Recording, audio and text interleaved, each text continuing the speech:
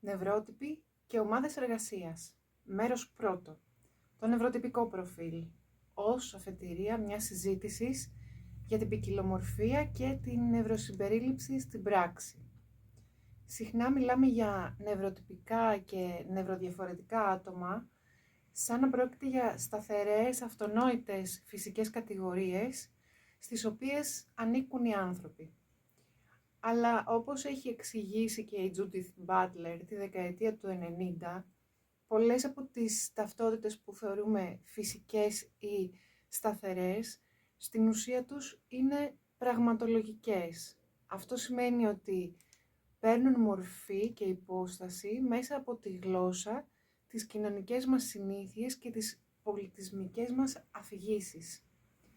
Αυτές οι έννοιες δεν είναι απαραίτητα δεδομένες πραγματικότητες, είναι πράξεις που δημιουργούν την ίδια την πραγματικότητα που περιγράφουν. Γι' αυτό όταν μιλάμε για τον αυτισμό ή την νευροδιαφορετικότητα, μιλάμε μέσα από κοινωνικούς και πολιτικούς φακούς, οι οποίοι καθορίζουν τι θεωρείται φυσιολογικό και τι χρειάζεται διόρθωση και τι όχι. Ποιο άτομο ορίζει το πλαίσιο της συμμόρφωσης και ποιο άτομο πρέπει να προσαρμοστεί σε αυτό. Με αυτή τη ματιά, οι έννοιες αυτισμός, δέπη, νευροδιαφορετικότητα, νευροτυπικότητα δεν είναι απλώς περιγραφές βιολογικών, γνωστικών και συμπεριφορικών διαφορών μεταξύ μας, ενσωματώνουν και κοινωνικές και πολιτισμικές τοποθετήσεις που επηρεάζουν τον τρόπο με τον οποίο αντιλαμβανόμαστε την εμπειρία μας, τη συμπερίληψη, την κανονικότητα και τελικά τον ίδιο τον εαυτό μας. Γιατί να ξεκινήσουμε από το νευροτυπικό προφίλ? Δεν είναι ούτως ή άλλως αυτό το κανονικό? Δεν το ξέρουμε ήδη? Νομίζω ότι ακριβώς επειδή το θεωρούμε κανονικό και ακριβώς επειδή μοιάζει να είναι το πλειοψηφικό και το κυρίαρχο προφίλ στους χώρους εργασίας, δεν το έχουμε εξετάσει πιο διεξοδικά ως ένα προφίλ ανάμεσα σε πολλά. Γι' αυτό στη σειρά επεισοδίων νευρότυποι και ομάδες εργασίας ξεκινάμε πρώτα από την κατανόηση του τυπικού, ώστε να μπορέσουμε παρακάτω να εκτιμήσουμε το ατυπικό. Αυτό το επεισόδιο λοιπόν θα προσπαθήσει να εξετάσει το νευροτυπικό προφίλ μεμονωμένα, σαν ένα από τα πολλά που υπάρχουν, με τις δικές του δυνατότητες και προκλήσεις, ως προς κάποιες διαστάσεις που έχουν μεγάλη σημασία για τον τρόπο που εργαζόμαστε και που συνεργαζόμαστε. Για αρχή, τι σημαίνει νευροτυπικό? Ο όρος νευροτυπικό δεν σημαίνει το κανονικό ή το σωστό προφίλ, σημαίνει ότι το νευρογνωστικό προφίλ ενός ατόμου ταιριάζει καλά με αυτό που η κοινωνία και που τα σημερινά εργασιακά περιβάλλοντα έχουν σχεδιαστεί να υποστηρίζουν από προεπιλογή. Είναι ουσιαστικά το default setting. Μπορείς να το σκεφτείς ως εξής. Οι περισσότεροι χώροι γραφείων έχουν ανοιχτή διαρρύθμιση, συχνές συναντήσεις, πολλές φορές χωρίς έγκαιρο προγραμματισμό, χωρίς σαφή στοχοθεσία και χωρίς γραπτή ατζέντα ή αναφορά σύνοψης συμπερασμάτων μετά από τη συνάντηση. Στις περισσότερες δουλειές υπάρχει μια υπόρρητη προσδοκία ότι οι εργαζόμενοι θα εναλλάσσουν γρήγορα διαφορετικά καθήκοντα ή ότι μπορούν να ανταποκρίνονται σε ξαφνικές διακοπές και ξαφνικές αλλαγές. Αυτά και άλλα παρόμοια standards, αρκετά συνηθισμένα στους χώρους και τις ομάδες εργασίας, δεν δημιουργήθηκαν επειδή είναι αντικειμενικά καλύτερα, δημιουργήθηκαν επειδή μοιάζει να λειτουργούν επαρκώς για την πλειοψηφία. Αλλά ακόμα και η πλειοψηφία δεν είναι το σύνολο, ούτε είναι απαραίτητα το μέτρο του κανονικού, ενώ συχνά ακόμα και η πλειοψηφική υποομάδα στη δουλειά δεν εξυπηρετείται με τον καλύτερο τρόπο από τις στάνταρ συνθήκες που έχουν διαμορφωθεί περισσότερο από συνήθεια παρά από συνειδητό σχεδιασμό. Ας δούμε πώς εκδηλώνεται το νευροτυπικό προφίλ όσον αφορά ορισμένες κρίσιμες διαστάσεις του εργασιακού περιβάλλοντος. Όσον αφορά αρχικά τη συγκέντρωση και την προσοχή. Τα νευροτυπικά άτομα συνήθως εναλλάσσουν εύκολα την επικέντρωσή τους μεταξύ διαφορετικών καθηκόντων, μπορούν να επανέλθουν γρήγορα στην προηγούμενη ενασχόληση με την οποία ανασχολούνταν και μπορούν να ξαναξεκινήσουν μία δραστηριότητα ακόμα και μετά από απρόσμενη διακοπή, ορισμένες φορές ακόμα και μετά από επαναλαμβανόμενες διακοπές. Σε τυπικές συνθήκες εργασίας μπορούν και διατηρούν σχετικά σταθερά επίπεδα προσοχής και συγκέντρωσης με σχετικά περιορισμένες διακυμάνσεις κατά τη διάρκεια μιας τυπικής ημέρας.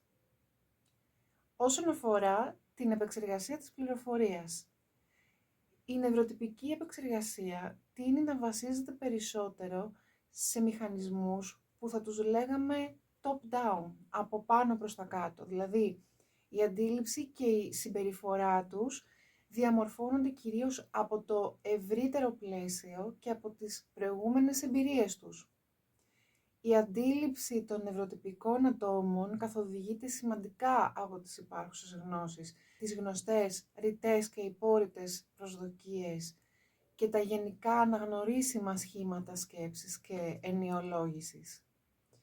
Η από πάνω προς τα κάτω επεξεργασία αξιοποιεί την ισχυρή τάση του εγκεφάλου να συμπληρώνει τα κενά με βάση ό,τι ήδη γνωρίζει ή μπορεί να υποθέσει.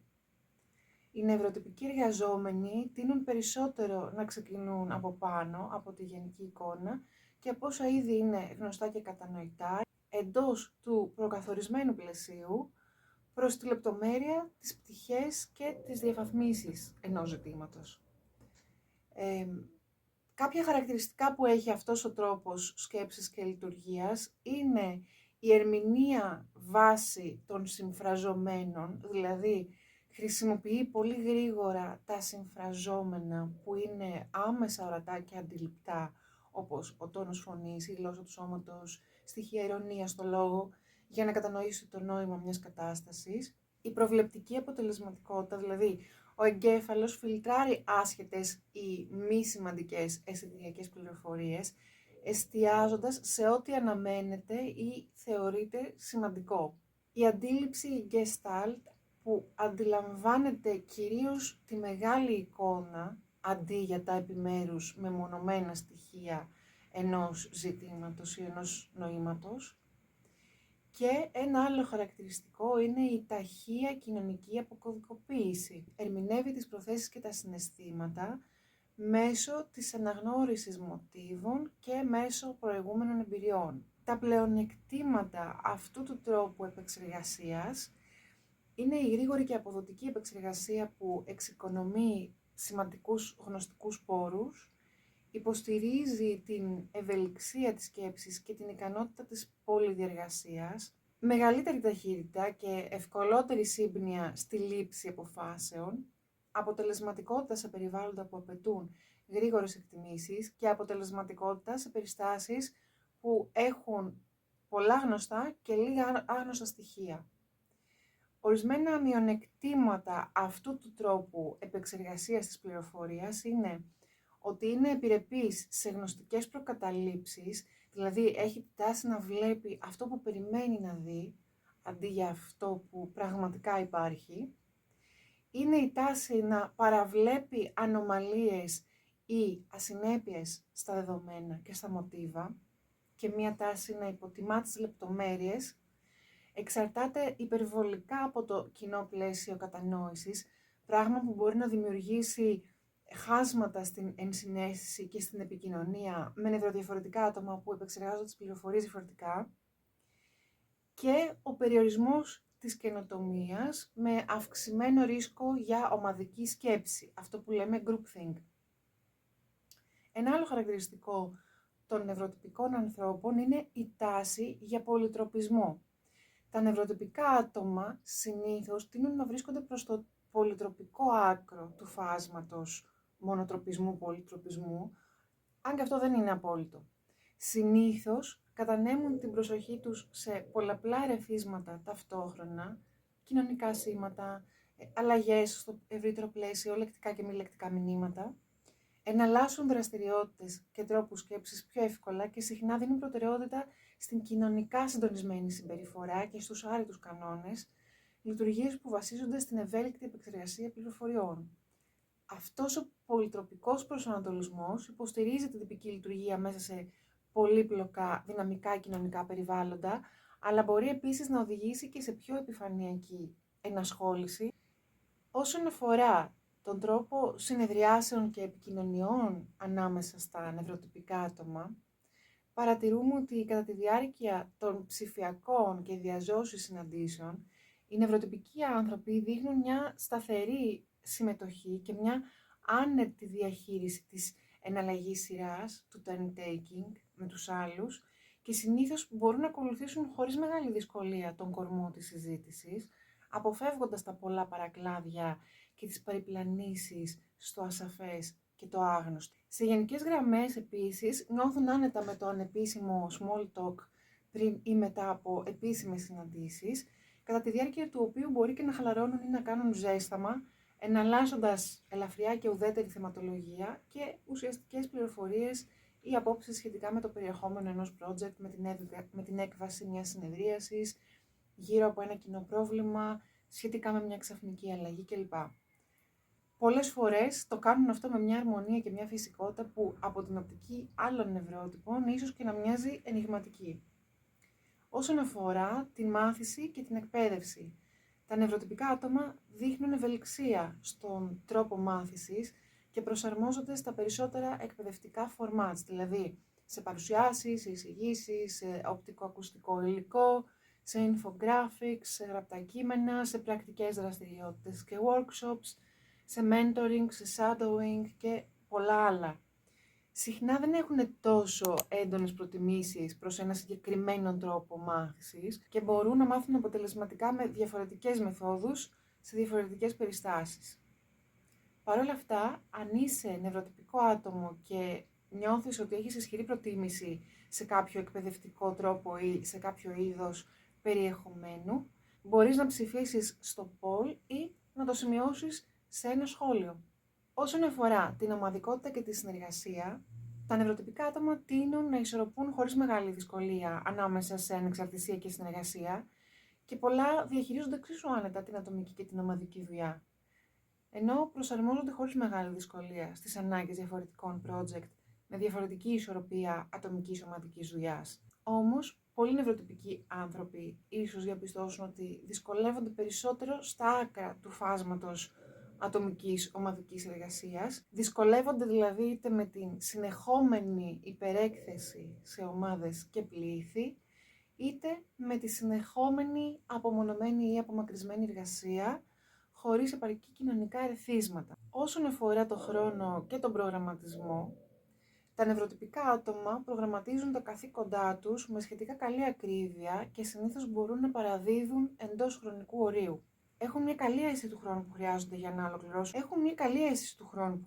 για να ολοκληρώσουν διαφορετικά γνωστά καθήκοντα που αντιστοιχούν στο συγκεκριμένο ρόλο που έχουν αναλάβει και οργανώνουν τη δουλειά τους ανάλογα και συνήθως προσφέρουν προβλέψιμη απόδοση και ποιότητα. Αυτά είναι χρήσιμα χαρακτηριστικά σε πολλές ομάδες, αλλά ειδικά σε κάποιους τομείς εργασίας, η συμβολή των νευροτυπικών ατόμων στη σταθερότητα έχει μεγάλη βαρύτητα. Όσον αφορά το χώρο και τον τρόπο εργασίας, σε ένα συνηθισμένο χώρο εργασίας όπου εργάζονται πολλοί άνθρωποι, διάφορα άτομα μπορεί να μπαινοβγαίνουν και να κινούνται στο χώρο, να συζητούν χαμηλόφωνα ή και όχι τόσο χαμηλόφωνα, που μπορεί να μετακινούν αντικείμενα, να αναβοσβήνουν φώτα ή να χρησιμοποιούν ηλεκτρικές συσκευές και εξοπλισμό γραφείου. Τα νευροτυπικά άτομα μπορούν να φιλτράρουν αρκετά αποτελεσματικά τέτοιους συνήθεις θορύβους και περιβαλλοντικές ενοχλήσεις. Μία συνάδελφος που μιλάει στο τηλέφωνο 3 θέσεις παραδίπλα, το ήσυχο βουητό του air condition στο χώρο, η μυρωδιά ενός γεύματος από ένα τάπερ με φαγητό που κάποιος άνοιξε στην τραπεζαρία, μία καρέκλα γραφείου που σιγοτρίζει κάτω από έναν συνάδελφο που στριφογυρίζει συνεχώς ή μια φωτεινή οροφή LED με κακορυθμισμένη ένταση και χρώμα φωτός, δεν επηρεάζουν σημαντικά την παραγωγικότητά τους και για πολλούς δεν γίνονται καν ιδιαίτερα αισθητά. Επιπλέον, οι νευροτυπικοί εργαζόμενοι συνηθίζουν να είναι παραγωγικοί τη μέρα και να κοιμούνται τη νύχτα, σε μεγάλο βαθμό. Αυτό δεν σημαίνει ότι αποκλείεται να βιώσουν εποχιακές αναταράξεις στον ύπνο τους εξαιτίας άλλων παραγόντων. Σημαίνει ότι σε γενικές γραμμές εναρμονίζονται αρκετά καλά με τα ωράρια των περισσότερων τύπων εργασίας, των περισσότερων εταιριών και οργανισμών δημόσιων και ιδιωτικών και των περισσότερων πελατών και πολιτών που εξυπηρετούν εντός ενός συγκεκριμένου time zone, έτσι, χωρίς μεγάλη δυσκολία πάλι.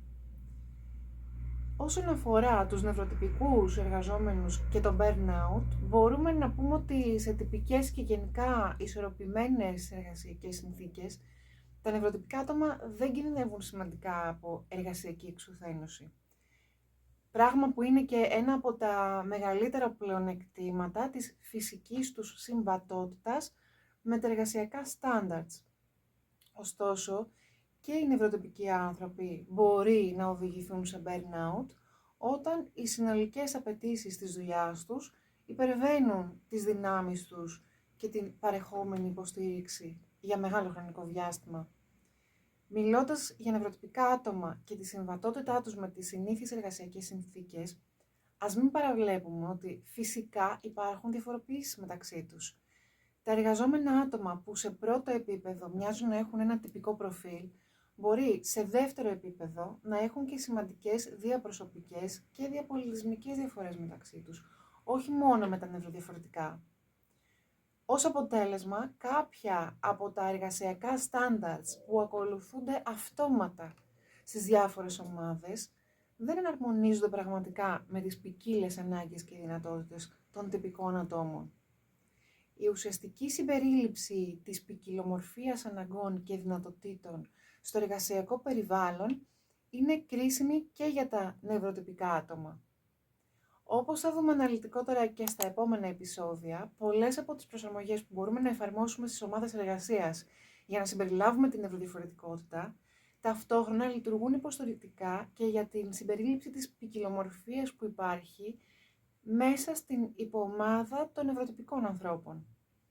Άλλωστε, τα χαρακτηριστικά που αποδίδουμε στα νευροδιαφορετικά άτομα δεν αποτελούν αποκλειστικά νευροδιαφορετικά χαρακτηριστικά, αποτελούν ανθρώπινα χαρακτηριστικά που τα εντοπίζουμε σε άτομα όλων των νευρότυπων σε διαφορετικές συχνότητες και εντάσεις. Αν υπάρχουν πράγματα που έχεις παρατηρήσει ότι δουλεύουν για τα περισσότερα άτομα στη δουλειά, αλλά όχι για σένα, παρόλο που είσαι νευροτυπικό άτομο, μπορείς να αξιοποιήσεις είτε τα σχόλια, είτε την φόρμα για ιδιωτικές επικοινωνίες, για να μου πεις ποια είναι αυτά. Οι μοναδικές δυνάμεις του νευροτυπικού προφίλ ίσως ακούγονται σαν παράδοξο, λόγω του ότι η νευροτυπικότητα αποτελεί τον άγραφο κανόνα και αντανακλά τη συνήθη προσδοκία στα περισσότερα εργασιακά περιβάλλοντα.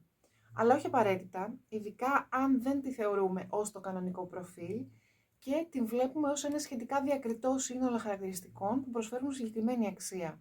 Ως ένα σύνολο χαρακτηριστικών που δεν είναι ούτε τόσο απόλυτα, ούτε τόσο καθολικά διαθέσιμα εκεί έξω, ούτε τόσο αυτονόητα ή τόσο εύκολα όσο ίσως θεωρείται. Τα νευροτυπικά χαρακτηριστικά δεν είναι καλύτερα ή χειρότερα, πιο χρήσιμα ή πιο ασήμαντα από αυτό που λέμε σκέψη έξω από το κουτί, από την υπεреστίαση ή από την υψηλή ενεργητικότητα. Είναι διαφορετικά χαρακτηριστικά, αλλά είναι εξίσου σημαντικά στο χώρο εργασίας και αυτή είναι όλη η ουσία της θεματικής ενότητας που εστιάζει στο ρόλο της νευροδιαφορετικότητας και της νευροποικιλομορφίας στις ομάδες. Όταν κατανοούμε το νευρικό προφίλ ως έναν τρόπο λειτουργίας και όχι ως τον τρόπο λειτουργίας, μπορούμε να αναγνωρίζουμε καλύτερα το σχεδιαστικό bias και τις προκαταλήψεις που έχουμε ενσωματώσει στο σχεδιασμό που κάναμε, μπορούμε να αναγνωρίζουμε και να αξιοποιούμε καλύτερα όλες τις δυνάμεις της ομάδας, όχι μόνο την σταθερότητα, την συνέπεια και την προβλεψιμότητα, και μπορούμε να σχεδιάζουμε για πραγματική συμπερίληψη, η οποία δεν σημαίνει πώς μπορούμε να βοηθήσουμε τους άλλους να γίνουν σαν εμάς, σημαίνει πώς μπορούμε να δημιουργήσουμε ένα περιβάλλον όπου όλοι οι διαφορετικοί τρόποι σκέψης και δράσης μπορούν να ευδοκιμήσουν και να συμβάλλουν στην κοινή προσπάθεια της ομάδας. Αυτό το πρώτο επεισόδιο στη σειρά νευροδιαφορετικότητα στην εργασία είναι μία βάση για να μπορέσουμε στη συνέχεια να εξετάσουμε τις διαφορές που εμφανίζονται μεταξύ των διαφορετικών νευρότυπων στο περιβάλλον της εργασίας. Στα επόμενα 5 άρθρα και επεισόδια θα εξερευνήσουμε μερικούς επιπλέον νευρότυπους που συναντάμε και συναναστρεφόμαστε στο χώρο εργασίας, πολλές φορές χωρίς να έχουμε ιδέα. Ο δεύτερος τύπος που θα δούμε είναι ο ΔΕΠΗ αφηρημένος τύπος. Ο τρίτος είναι ο ΔΕΠΗ υπερκινητικός τύπος. Ο τέταρτος είναι ο συνδυαστικός τύπος της ΔΕΠΗ. Ο πέμπτος είναι ο αυτισμός και ο έκτος τύπος είναι ο συνδυασμός αυτισμού και ΔΕΠΗ. Θα προσπαθήσουμε λοιπόν, εστιάζοντας σε έναν με τη σειρά, να περιγράψουμε τα χαρακτηριστικά τους όσον αφορά τη συγκέντρωση και την προσοχή τους, τον τρόπο επεξεργασίας της πληροφορίας, τον τρόπο επικοινωνίας και συνεδρίασης, τρόπους μάθησης και εκπαίδευσης, ομαδικότητα και συνεργασία, τη σχέση με τον χρόνο και με τον προγραμματισμό των ενεργειών και των καθηκόντων, τον χώρο και τον τρόπο εργασίας διαφορετικών νευρότυπων, αλλά και την προστασία τους από burnout. Κλείνοντας το πρώτο επεισόδιο της σειράς αυτής, τονίζουμε ότι η νευροδιαφορετικότητα δεν είναι πρόβλημα προς επίλυση από τους νευροτυπικούς ανθρώπους, παρόλο που μπορεί μερικές φορές να αποτυπώνεται με τέτοιο τρόπο στο δημόσιο διάλογο. Η νευροδιαφορετικότητα είναι μια μορφή ποικιλομορφίας προς αναγνώριση, κατανόηση, κατάλληλη στήριξη και αξιοποίηση στο περιβάλλον εργασίας. Όπως τόνισε η κοινωνιολόγος Judy Singer, όσο μεγαλύτερη είναι η βιοποικιλότητα μέσα σε ένα οικοσύστημα, τόσο πιο σταθερό, προσαρμοστικό και βιώσιμο είναι. Αντίστοιχα, όσο περισσότερο η νευροδιαφορετικότητα γίνεται σεβαστή και ενισχύεται σε μια κουλτούρα, τόσο πιο σταθερή, προσαρμοστική και βιώσιμη θα είναι η ίδια η κουλτούρα. Γι' αυτό στη σειρά νευροδιαφορετικότητα στην εργασία, το τυπικό είναι ένα σημείο εκκίνησης, όχι η τελική κατάληξη ή ο γνώμονας του φυσιολογικού. Μια ομάδα με σύνθεση αποκλειστικά νευροτυπική δεν έχει πλεονεκτήματα μόνο, έχει και μειονεκτήματα λόγω έλλειψης ποικιλομορφίας. Στα επόμενα επεισόδια θα δούμε αναλυτικότερα ποια μπορεί να είναι αυτά και πώς εξισορροπούνται μέσω της νευροσυμπερίληψης στους χώρους εργασίας.